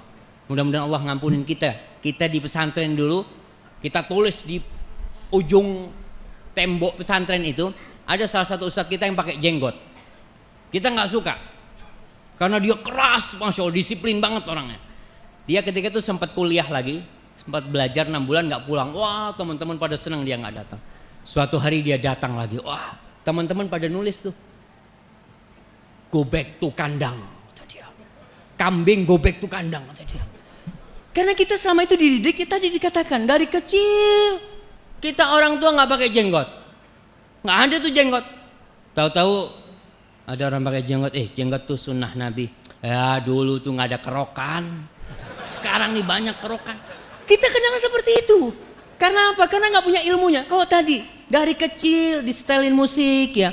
Kalau orang tua membacakan nasyid Nina Bobo umpamanya tanpa musik, insya Allah nggak ada masalah. Syair-syair yang tanpa musik asalkan buat untuk ibadah, bukan untuk ibadah. Kalau kita mau berdakwah dengan musik enggak lah, apalagi dengan lagu-lagu enggak. Tapi kalau kita mau menghibur diri, tadi katakan para sahabat tuh kalau dalam perjalanan mesti ada satu yang di depan, dia yang apa istilahnya? Mungkin kita katakan yunshid, dia membacakan nasyid di sana. Dia bacakan nasyid, dia bacaan umpamanya apa ya? Nah nggak hafal lah ya. Nasyid-nasyid yang tanpa musik ya. Akhirnya disebut hija. Itu onta kalau dengar suaranya yang menggiring itu dengan nyanyian-nyanyiannya tanpa musik ya, itu onta bisa jalannya tambah keras. Sampai Rasul mengatakan, ya ambasa rifqan bil qawarir. Hati-hati nih, ini perempuan yang naik di belakang nih. Gelas-gelas, nggak boleh cepet-cepet ontanya. Itu nggak masalah, tapi dari kecil kita tidak pernah dikasih tahu dan ustadz kita tidak pernah mengasih tahu. Padahal ada di buku-buku. Kalau kita mau baca kitab-kitab para ulama yang dijual di pasar-pasar itu ada. Namun setelah kita besar, setelah kita suka musik, tahu-tahu ada orang ngomong tuh musik haram. Inti ekstrim banget, anak nggak mau ikut inti. Kita mengatakan hal itu. Terus gimana caranya? Ya orang tua harus mendidik anaknya. Ketika ada suara musik kita kasih tahu. Beda ya, mendengarkan sama dengar. Mendengar sama mendengarkan. Kalau bahasa Arab itu ada as-sam'u, ada istima'. Kita kadang-kala lagi diam gitu ya, nunggu suara musik di mana-mana gitu kan. Sampai nggak bisa dihindarin. Bagaimana hukum kita? Ya udah, jangan mendengarkan. Tapi dengar dia akan terdengar. Jangan mendengarkan maksudnya menikmati. Nah, itu jadi nggak boleh kita kalau gerak-gerak itu berarti menikmati. Wallahu a'lam bishawab. Jadi sekarang orang tua harus mengajarkan kepada anaknya. Tapi kalau antum yang dah hadir ke sini, antum yang dengarkan kajian ini belum puas, alhamdulillah. Berarti antum punya kewajiban untuk menggali kembali, untuk mencari kembali, untuk membaca. Ustadz tadi tuh bilang ulama Syafi'i, Imam Syafi'i, anak kepingin lihat langsung, alhamdulillah. Itu pertanda di hati kita ada keinginan untuk kebenaran. Kita untuk mencari nih. Bukan kita mengatakan enggak, anak pokoknya mau ikut fulan. Kan ada dua pendapat, Ustaz. Ada yang halal, ada yang haram. Anak mau ikut yang halal, enggak boleh. Kalau kita mau ikut semua yang ada dua pendapat, kita akan keluar dari agama ini. Sampai yang namanya Asy-Syatibi menyebutkan dalam kitabnya Al-I'tisam, semua bukan Al-I'tisam, Al-Muwafaqat. Dia menyebut semua itu punya dalil. Semua punya dalil. Orang yang menghalalkan khamr punya dalil. Orang yang menghalalkan umpamanya zina, sekarang di Indonesia lagi muncul tuh orang-orang yang menghalalkan zina. Yang ya dedengkot-dedengkotnya itu ada di balik fakultas-fakultas Islam. Muncul buku judulnya Tuhan izinkan aku untuk menjadi pelacur. Tuhan izinkan untuk menjadi pelacur. Dia ceritakan di sana, apa bedanya menikah dengan melacurkan diri? Orang sama-sama memuaskan nafsunya lelaki kata dia. Sama-sama. Maka semua punya dalil, tapi bukan pakai dalilnya. Benar enggak dalilnya? Sahih enggak? Kemudian sebagai orang awam, lihatlah ketika kita memang tidak bisa memilih mana yang hak, mana yang lebih kuat, mana yang marjuh, mana yang rojih. Tatkala itu maka kewajiban kita ngelihat nih. Ana lihat nih Imam Syafi'i kayaknya lebih alim nih. Imam Nawawi, orang semua imam itu mengatakan hadisnya sahih. Datang orang mengatakan enggak sahih setelah bertahun-tahun. Datang orang mengatakan itu, wallahu alam bissawab. Nah, mungkin bagi ikhwan yang ingin bertanya silakan. Mike. Coba satu berdiri.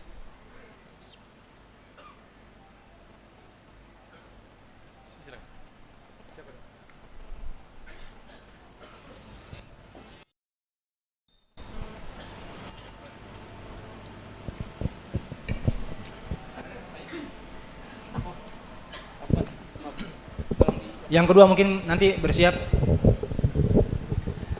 Kalau mungkin yang ada yang masih main musik diutamakan. Silakan bertanya dengan menyebutkan nama. Bismillahirrahmanirrahim. Assalamualaikum warahmatullahi wabarakatuh. Waalaikumsalam warahmatullahi wabarakatuh. Nama saya Iman dari Bandung, Ustaz. Ini saya mau bertanya, yang pertama, kadang-kala anak-anak kita atau keponakan kita, dia menyanyikan lagu, dia mendendangkan lagu-lagu anak-anak, ya itu ya dia kan nggak pakai musik gitu. Apakah kita melarang mereka juga, seperti halnya tadi menyanyikan lagu Nina Bobo itu kan nggak pakai musik. Terus yang kedua, apabila di acara Id yang dibolehkan tadi menurut Ustadz, itu ketika dibolehkan pakai daf itu, tapi yang dinyanyikan misalnya lagu-lagu yang misalnya syairnya biasanya pakai musik misalnya. Lagu pop gitu Pak ya? Nah ya, yang dipopulerkannya itu dengan pakai musik sebelumnya dan kita nyanyikan pakai daf, itu dibolehkan nggak Ustadz?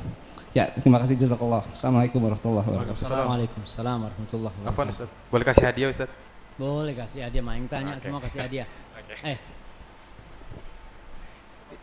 Menanggapi yang tadi benar juga Ustaz, karena anak-anak itu kalau masuk sekolah TK ya Ustaz ya, itu mau nggak mau yang biasanya itu mereka senang-senang tuh dengan musik.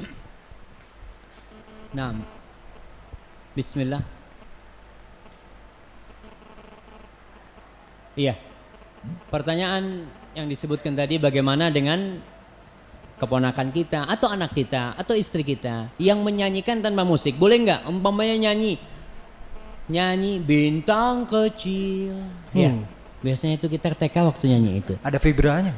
Hah? Ada vibranya Ustaz ya? Iya, bicara masalah lagu beda sama musik nih. Kita tadi bicara masalah musik.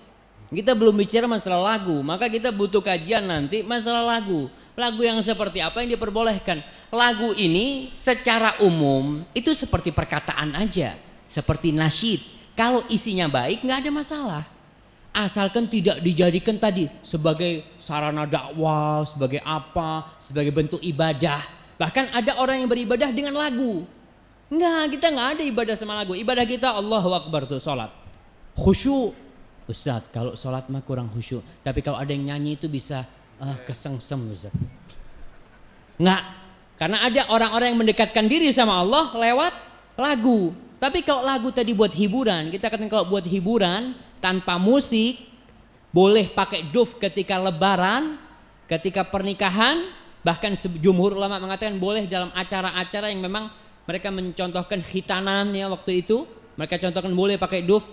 Itu syairnya asalkan baik, nggak masalah, tidak bertentangan syairnya itu. Tapi kalau syairnya ini yang dikatakan semua yang melalaikan, semua yang membangkitkan birahi kita, itu mau pakai musik, nggak mau pakai musik, itu semuanya haram. Tapi kalau yang tadi yang lagu-lagu dinyanyikan oleh orang tua, Nina Bobo tuh anak udah lupa tuh gimana tuh? Antum masih ingat? Nina Bobo itu anaknya siapa? Sudah bangun sekarang Ustaz. Kenapa? Ninanya sudah bangun. Ninanya udah bangun. Udah SMA. Iya, jadi seperti itu. Tadi dilihat kalau memang syairnya itu nggak masalah. Kemudian yang kedua, bagaimana umpamanya yang tadi itu udah pernah dilakukan pakai musik Ustaz? Ya, kita bisa merubah tuh. Boleh nggak pakai musik? Apabila syairnya memang tidak ada unsur kesyirikan, tidak ada unsur maksiat. Ketika Idul Fitri sama Idul Adha dan pernikahan pakai duf ya, pakai duf aja, nggak ada kerincing-kerincingnya. Seperti itu, wallahu a'lam bishawab. Tapi kan sekarang cenderung lagu-lagu itu justru lagu-lagu yang mendayu-dayu, membuat perasaan itu tetap boleh Ustaz. Allahu Akbar. Mendayu-dayu ini anak ingat sama perkataan ulama Ibnu Abbas dan para ulama, al-ghina ruqyatuz zina. Lagu-lagu itu mantra-mantra ke zina. Masya. Mungkin kalau ana lihat ya, yang banget gitu ya. Kan lagu ini macam-macam. Para jamaah kalau antum tanya masalah musik rock, musik dangdut, apa itu kalau ditanyakan kepada Ibnu Hazm, insya Allah jangan tanya sama Ibnu Hazm, tanya kepada yang mengikuti Ibnu Hazm, mereka berpendapat itu haram. Karena melalaikan, mereka punya semua yang melalaikan itu haram. Dan kita lihat yang musik rock itu apa? Pas waktu sholat, jamaah, ana mau adzan dulu. Itu sudah hilang. Maka anak katakan lagi, kalau ditanyakan kepada ulama yang menghalalkan musik pun tentang musik-musik yang sudah benar-benar melalaikan, tidak ada orang yang mengatakan tidak melalaikan. Bahkan dulu saya punya paman cerita tuh, orang-orang lagi ada yang manggung tentang miras, penyanyi tentang miras. Gimana tuh, Anda lupa juga. Itu kata dia, kita yang hadir minum sambil joget, padahal yang dinyanyikan tentang miras itu sambil joget minum. Na'udzubillah. Itu bukan jalan untuk dakwah, memang bukan jalan untuk dakwah. Jadi kayaknya butuh kajian khusus untuk masalah lagu nanti. Gimana lagu itu yang boleh, dan bagaimana kapan waktunya kita boleh memakai duf, dan bagaimana syair-syairnya, apa saja atau siapa yang boleh memainkan itu perlu mungkin kajian khusus lagi. Wallahu a'lam Itu bishawab. syair yang tadi Nina Bobo itu ada unsur bohong ya Ustaz ya. Kalau tidak bobo digigit nyamuk. Itu kan kayaknya nakut-nakutin. Kok nggak bobo digigit Kalau nyamuk. nggak bobo digigit nyamuk. Bobo aja digigit nyamuk kadang-kadang kan.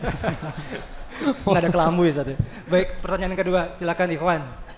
Mungkin yang masih bermusik ini sangat utama ya. Karena mungkin ada sobat-sobat yang mereka praktisi. Sebentar. Antum nampaknya rebel nih.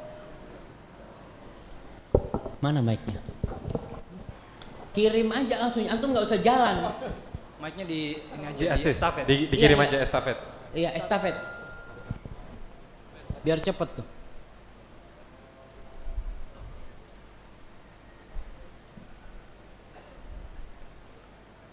Yang masih bermusik ini kesempatan bagi Anda saudaraku untuk bisa memberikan pertanyaan-pertanyaan yang mungkin Anda ada di benak kepala-kepala Anda.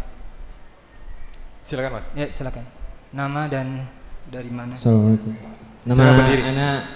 Nama saya Aryo. Jadi gini Ustaz, dulu saya kenal sunnah itu dari musik awalnya.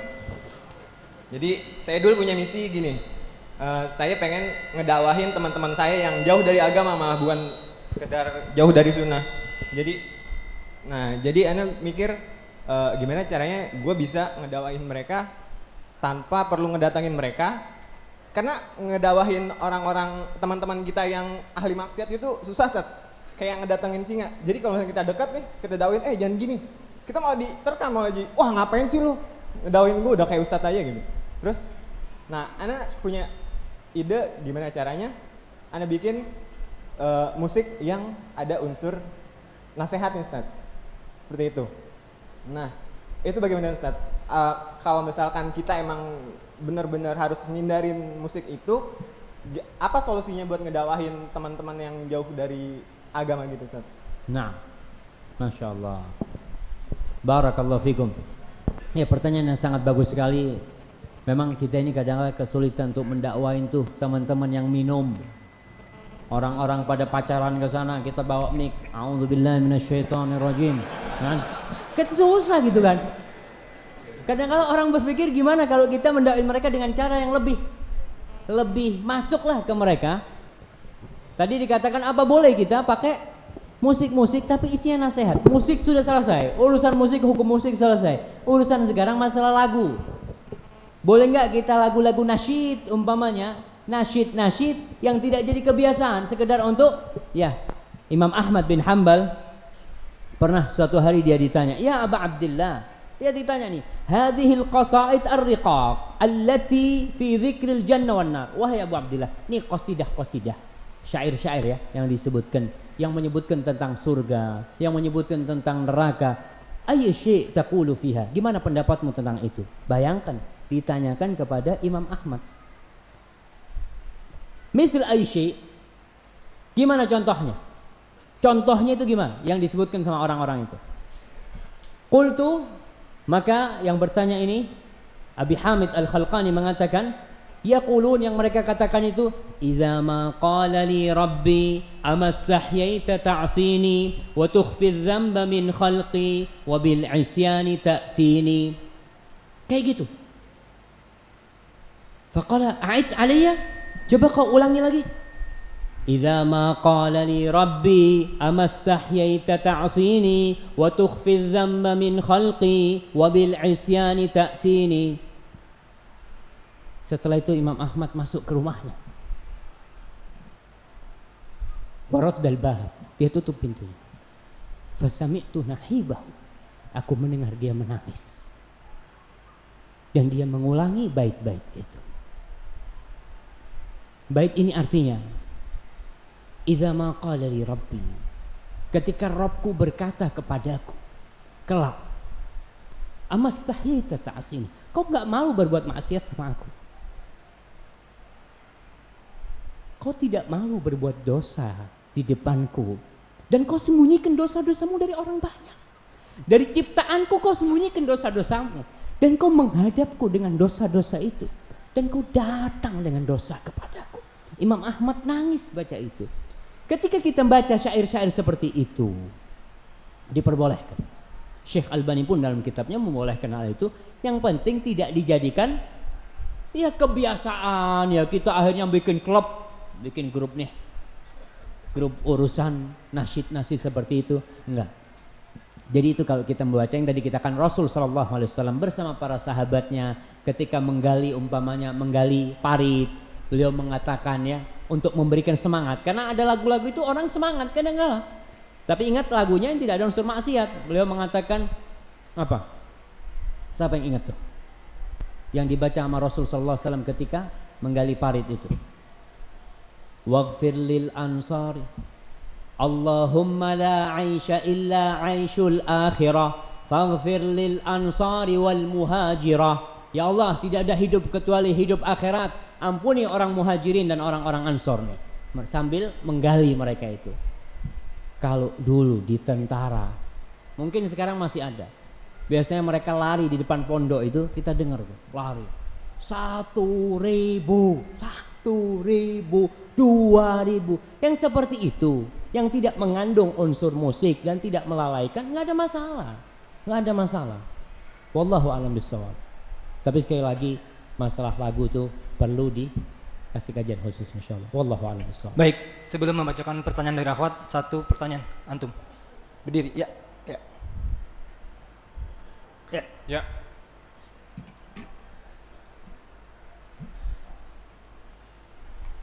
Itu di belakang.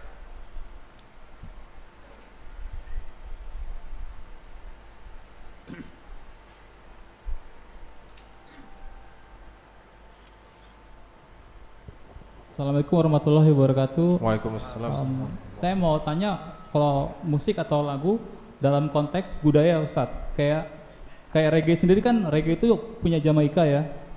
Jamaika gimbal misalkan. Tapi ada orang yang gimbal misalkan syar'i gitu, gimana Pak Ustadz? Bisa mau ngaji tapi gimbal gitu. Dirapihin rambutnya gitu. Jadi dia membawa budaya gitu di dalam, mungkin musiknya udah nggak dimainin sama dia, udah nggak benarkan, tapi dia masih ikut budayanya musik itu gitu. Nah, iya, oke. Masya Allah. Assalamualaikum warahmatullahi wabarakatuh. Bu, jadi rambutnya masih apa? gimbal. Gimbal itu bukan yang dimakan. Gimbal jagung, gimbal Timbel apa? Ustaz. Hadiah. Kalau tadi yang disampaikan masalah gaya ya, orang sudah alhamdulillah Ustaz, ana udah nggak musik mah, tapi gaya masih gaya pemusik tuh. Gimana? Gimana ya? Rasulullah Shallallahu Alaihi Wasallam mengatakan, Ustadz ini kadang-kadang harus mikir gimana gitu kan. Man tasyabbaha biqaumin fahuwa minhum. Barang siapa yang menyerupai suatu kaum, maka dia termasuk dari mereka. Wa yuhsyarul mar'u ma'a man ahab. Dan kata Rasul sallallahu alaihi wasallam, orang itu akan dikumpulkan dengan orang yang dia cintai. Kita rambutnya model gitu cinta sama siapa? Kita niru siapa? Niru penghuni surga, ahlan wa sahlan, insyaallah masuk surga. Tapi kalau yang kita tiru mah yang tadi katakan yang gimbal, yang ada lagi yang subhanallah ya. Kita waktu SD petal sedikit ya. Kadang-kala tukang cukur itu petal ya, nyukurnya itu nangis kita. Wah, ini kok jelek banget gitu kan. Sekarang dipetalin. Kita lihat orang-orang, wah ini sudah terbalik dunianya. Udah terbalik dunia. Bagaimana kita niru gaya, niru siapa aja. Dan pada hakikatnya kita meniru itu karena rasa cinta. Anak ingat ada seorang yang ditanya waktu itu di Bandung tuh. Dia orang pakai jenggot mah, yang lainnya pada nggak pakai jenggot. Ente kenapa pakai jenggot? Kata dia, Dia ngomong, ana dulu itu cinta sama seorang bintang film. Di barat itu siapa dia ngomong? Fandom, apa? Fandom? Nggak tahu lah, pemain laga lah. Dia cerita karena ana senang sama orang itu, bajunya yang dipakai ana beli. Ngelihat di film, oh pakai baju gini mah, ana beli. Rambutnya, cukurannya, ada kuncirnya belakang, ana pakai rambut ana, kata dia. Sepatunya, gaya jalannya, badannya pun ana ingin badannya seperti dia. Tapi ketika ana tahu sama Rasulullah sallallahu alaihi wasallam, ana lebih cinta sama beliau. Maka ana pakai jenggot nih karena Nabi ana pakai jenggot, kata dia. Seperti itu tuh. Jadi tatkala kita ini meniru gaya suatu kaum, lihat hati-hati tuh. Kira-kira dia masuk surga enggak? Ana jangan-jangan kalau ikut dia masuk surga ahlan wa sahlan. Tapi kalau kiranya jalannya sudah enggak benar, maka tolonglah gaya rambut, gaya berpakaian, gaya dandana, na'udzubillah ya. Sampai anak-anak kecil, anaknya ustadz kadang-kala kita susah didiknya. Dia kepingin rambutnya gini juga. Anak ngomong, nggak boleh, bah, bagus bah. Gini. Allahu Akbar, Allahu Akbar. Baik, alhamdulillah sekarang sudah banyak pertanyaan dari akhwat yang masuk Ustadz. Salah satunya ini bagus pertanyaan Ustadz. Assalamualaikum warahmatullahi wabarakatuh. Ustadz, kenapa Allah memberikan saya suara bagus sementara di dalam Islam musik itu diharamkan? Nah, Masya Allah, Masya Allah. Kenapa Allah ngasih saya suara bagus? Suaranya bagus Ustadz, tapi musik diharamkan. Iya. Emangnya lidah ini buat musik-musik doang gitu kan? Banyak kerjaannya lidah itu. Jadi bukan hanya untuk duduk pegang mic nih. Kalau suaranya ini akhwat. Kalau akhwat nih suaranya bagus, gimana Ustaz? Mau diapain nih? Suara bagus, zikir, baca Quran. Rasul sallallahu alaihi wasallam mengatakan zayyinul Quran bi aswatikum. Hiasiah Al-Quran itu dengan suara kalian. Allah itu suka mendengarkan orang-orang yang yataghanna bil Quran, yang dia itu melagukan Al-Quran. Ini bukan lagu-lagu gitu ya, maksudnya membaca dengan tartil, dengan indah. Sebagian sahabat ada yang bacaannya indah sampai malaikat turun mendengarkan suara dia. Jadi suara indah itu disyukurin untuk apa? Untuk nyanyi? Enggak, masih banyak yang lainnya. Dan itu ujian dari Allah subhanahu wa ta'ala. Bagaimana kita menggunakan lidah. Alam naj'al lahu ainain wa lisanan wa syaftain. Allah sudah jadikan lidah dan bibir buat kita, maka kita harus mensyukurinya dengan menggerakkannya di dalam keridhaan Allah jalla jalaluhu. Wallahu a'lam bishawab. Nah, Ustaz. Lalu ada pertanyaan dari akhwat. Bagaimana Ustadz hukumnya apabila pekerjaan suami kita itu sebagai pemain musik? Bagaimana kita harus menasihatinya seperti apa? Hartanya, hartanya ketika ya, ketika penghasilannya itu dihasilkan dari bermusik, Ustaz. Allahu Akbar. Inilah kehidupan kita. Kalau urusan cari dunia, kadangkala orang itu, yang saya yakin dia nggak tahu dengan musik itu haram. Karena kebanyakan teman-teman ini yang mereka menjadi pemusik, menjadi penyanyi, mereka itu nggak tahu. Salahnya nggak pernah diajarin sama ustadznya, sama kiainya, sama gurunya, dan nanti mereka bakal mempertanggungjawabkan di depan Allah Subhanahu Wa Taala. Kok nggak ngasih tahu gitu loh? Karena Allah sudah mengambil amanat kepada para ulama sebagai pewaris para nabi untuk menyampaikan agama Allah ini. Terus gimana sekarang Ustaz? Suami anak ini masih main musik dan anak makan dari harta dia umpamanya. Gimana yang anak makan dan bagaimana anak memberikan nasihat kepada dia? Ya berusahalah.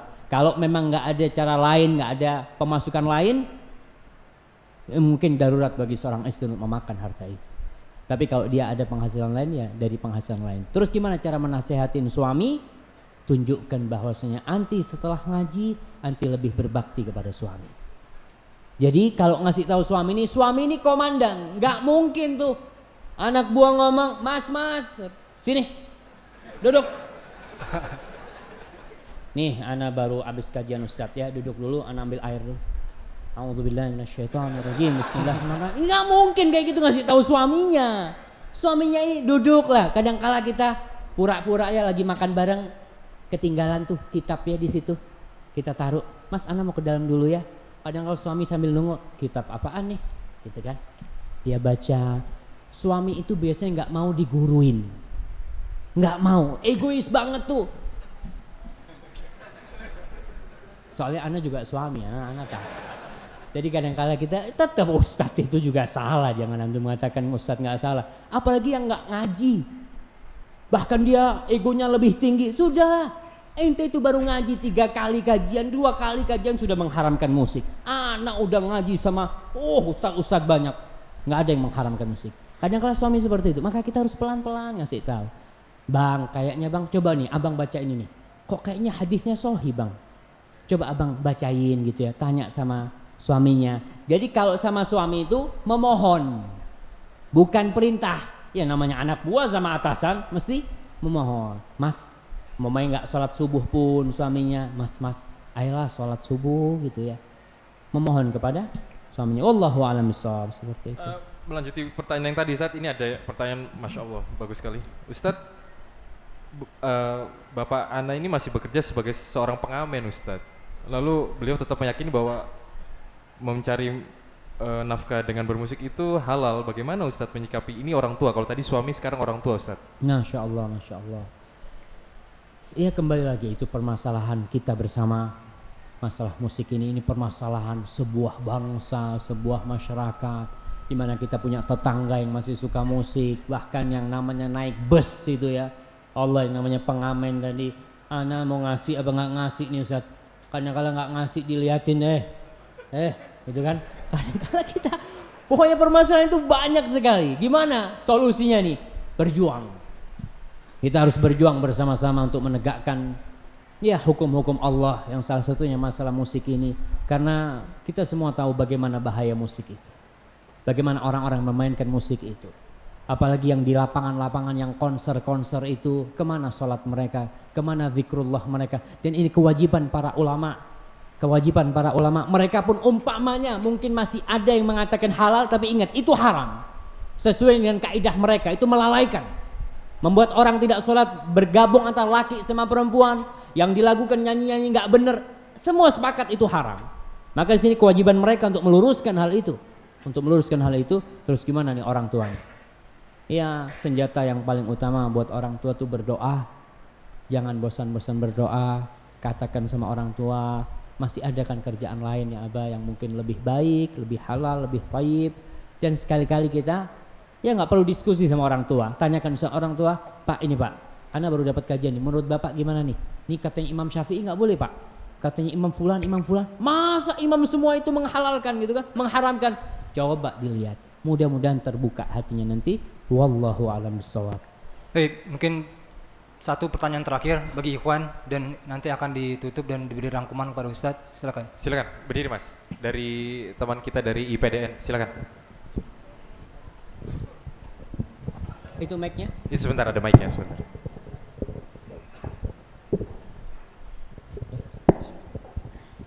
Bismillahirrahmanirrahim. Terima kasih atas kesempatan yang diberikan. Di sini Ustadz ada 3 yang ingin saya tanyakan. 3? Banyak banget mah. Ini terakhir, ini satu mah.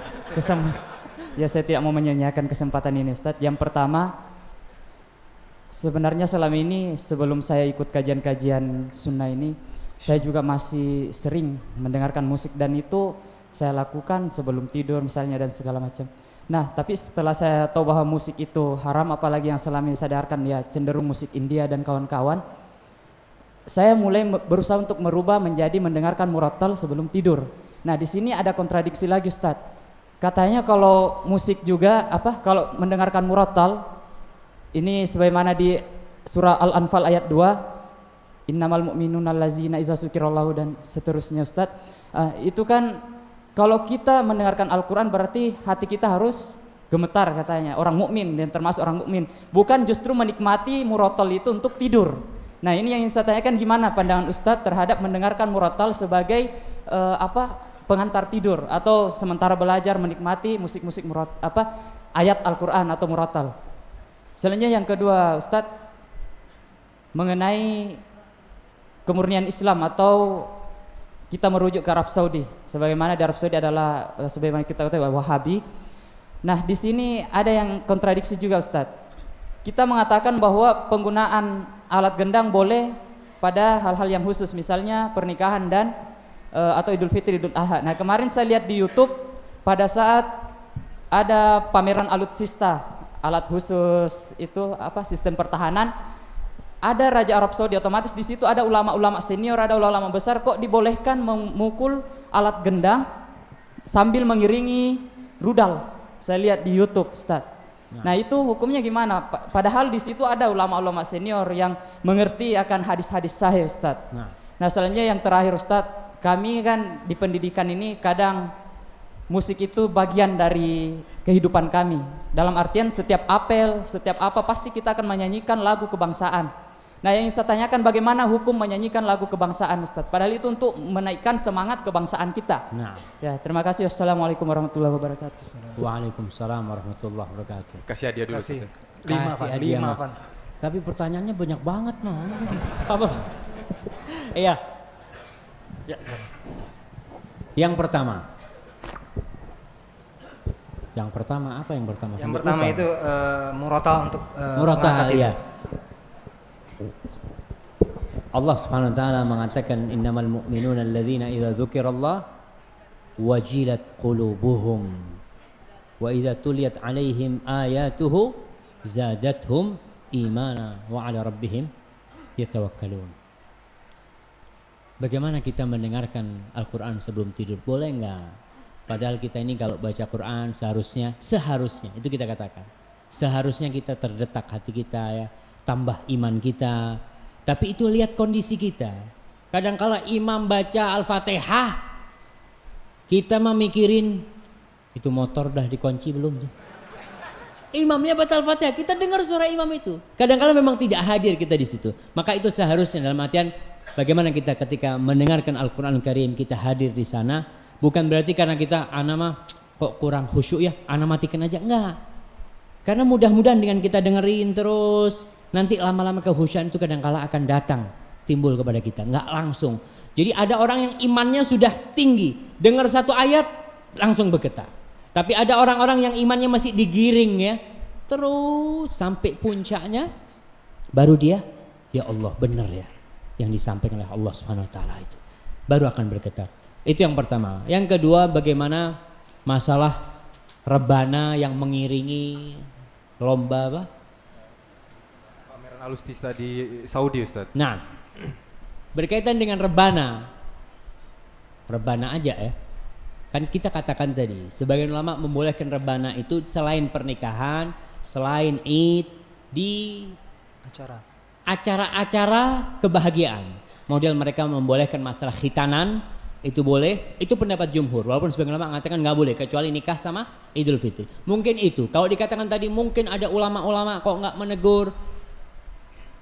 Kadangkala yang namanya penguasa itu bukan kita mengatakan tidak menegur. Mungkin sudah ditegur tapi tetap aja kewajiban seorang ulama ketika melihat kemungkaran hanya memberitahu, bukan memprovokasi umat. Yuk nih pemimpinnya nggak benar nih. Bukan. Kewajibannya seorang alim ulama itu memberitahu, mengasih tahu. Kalau sudah dia sampaikan ya udah selesai tugasnya. Bukan dia kewajibannya untuk meluruskan dengan senjata, tidak.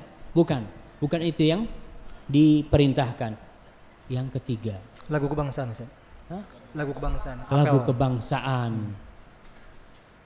Lagu-lagu yang tidak ada unsur, kita katakan lagi, yang tidak ada unsur kesyirikan, tidak ada unsur pemujaan, tidak ada unsur kemaksiatan, secara umum itu boleh. Tapi kalau di situ ada unsur apa? Unsur kesyirikan, unsur kemaksiatan, apa saja lagunya, itu tentunya tidak boleh. Wallahu a'lam bishawab. Tapi mungkin ini perlu ditanyakan kembali kepada ustadz-ustadz yang lebih senior, apakah diperbolehkan lagu kebangsaan kita dibacakan? Kalau memang ingat tidak ada bertentangan dengan syariat, menurut hemat ana mungkin ana salah, nggak ada masalah. Tapi kalau ada unsur-unsur kesyirikan di sana, maka tentunya semuanya itu tidak boleh kita lakukan. Tanpa alat musik gimana, Ustaz? Tanpa musik tentunya tanpa musik ya, tanpa musik. Kalau sampai musik ya musiknya udah kita tahu masalah hukum musik itu. Jadi masalah lagu ini mungkin kita perlu ada kajian nanti selanjutnya tentang masalah lagu khusus gitu ya. Wallahu a'lam bishawab. Ustaz, ini mungkin pertanyaan pamungkas dari akhwat Ustaz.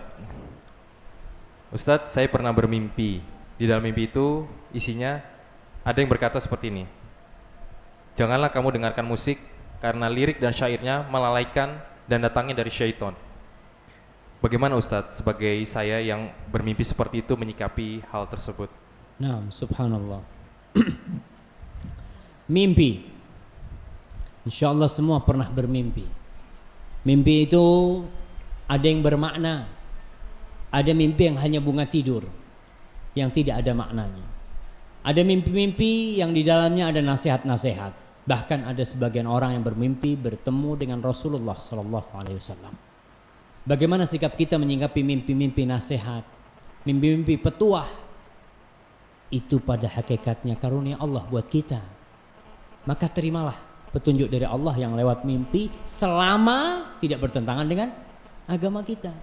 Nanti dapat lagi mimpi, Ustaz, ana mimpi lain Ustaz, katanya musik itu halal. Ente dengarkan gitu kan. Wah, ini mimpi yang mana yang mau diikutin? Jadi intinya mimpi itu yang sesuai dengan agama itulah yang kita ikutin. Tapi kalau tidak sesuai, ya wallahu a'lam bishawab. Baik, nampaknya tadi pertanyaan terakhir ya, dari akhwat juga dan ikhwan juga. Mohon maaf, mungkin waktu juga kita yang sangat sempit sekali. Mungkin Ustadz ada rangkuman Ustadz buat audiens. Nah, bismillah wassalatu wassalamu ala rasulillah. Kembali kita mengkaji sebagai seorang muslim. Allah Jalla Jalaluhu mengatakan, ya ayyuhalladzina amanu udkhulu fis silmi kafah. Wahai orang-orang yang beriman, masuklah kalian ke dalam agama Allah ini secara kafah. Wala tattabi'u khutuwatis syaitan. Jangan ikuti jejak-jejak syaitan. Innahu lakum aduwwum mubin. Syaitan itu adalah musuh yang sangat nyata buat kalian. Bagaimana dengan urusan musik ini? Mungkin ada hal-hal yang sebelum kita Islam kita sudah lakukan. Kemudian setelah belum kita ngaji kita sudah lakukan. Setelah kita ngaji ternyata nggak boleh. Ya berusahalah kita untuk meninggalkannya agar kita kafah Islam kita. Kita benar-benar mengikuti agama Allah secara sempurna. Juga tadi sudah saya sampaikan. Mungkin nanti ada orang-orang yang mengatakan tentang kajian-kajian kita ini, ya itu mah orang-orang yang ekstrim lah. Orang-orang yang nggak benar, subhanallah. Mungkin. Apa? Wahaboy Ustaz. Wahaboy. Wahaboy. Apa mau wahaboy? Lakop-lakop Ustaz. Oke, macam-macam lah seperti itu. Kita harus sabar. Kita menyampaikan agama Allah tanpa ada unsur apapun. Dan itu kewajiban kita. Ikut gak ikut, ya kita doakan. Semoga dia mendapatkan hidayah dari Allah Subhanahu Wa Taala dan tetap kita harus santun. Tadi kita bacakan tentang perkataan ulama masalah menghancurkan alat-alat musik. Ingat, menghancurkan alat-alat musik itu adalah tugas Hay'ah Amar Ma'ruf Nahi Munkar. Kalau kita punya mungkin di negara-negara Islam itu adalah polisi yang ditugaskan untuk mencegah kemungkaran itu. Mereka lah yang bertugas. Jadi jangan antum keluar dari sini masuk rumahnya tetangganya. Enggak lah ya. Ke toko musik Ustaz ya. Gimana? Ke toko musik ngancur-hancurin gitu ya. Enggak. Tetap ud'u ila sabili rabbika bil hikmati wal mau'izatil hasanah wajadilhum billati hiya ahsan. Ajaklah mereka kepada jalan Allah dengan hikmah, dengan nasihat-nasihat yang baik dan dengan dialog yang dengan cara lebih baik pula. Semoga Allah memberikan hidayah kepada mereka. Dan yang kita sampaikan itu adalah pendapat ulama-ulama besar. Itu bukan pendapat ana, bukan pendapat teman-teman, bukan pendapat ustadz-ustadz. Itu pendapat Imam Syafi'i, pendapat Imam Malik. Imam Malik ini pernah ditanya, Imam Malik itu di kampungmu orang-orang pada main musik. Dipikirnya Imam Malik membolehkan musik. Apa kata Imam Malik? Innama yaf'aluhul fusaq minna. Yang berbuat itu orang-orang fasik. Di kampung kita ada memang. Tapi yang berbuat itu siapa? Orang-orang nggak benar. Bukan itu pendapat Imam Malik. Pendapat Imam Ahmad, Imam Abu Hanifah. Kemudian kita lihat Imam Bukhari, Ibnu Hibban, Al-Ismaili, Imam Nawawi, Ibn Salah. Kemudian Ibnu Hajar Al-Asqalani. Terus itu yang bisa ana sampaikan. Kalau yang ana sampaikan benar itu dari Allah Jalla Jalaluhu. Kalau salah dan kurang berkenan itu dari diri ana. Allah dan Rasulnya terbebaskan dari kesalahan itu. Wassallallahu ala nabiyina Muhammad wa ala alihi wasallam.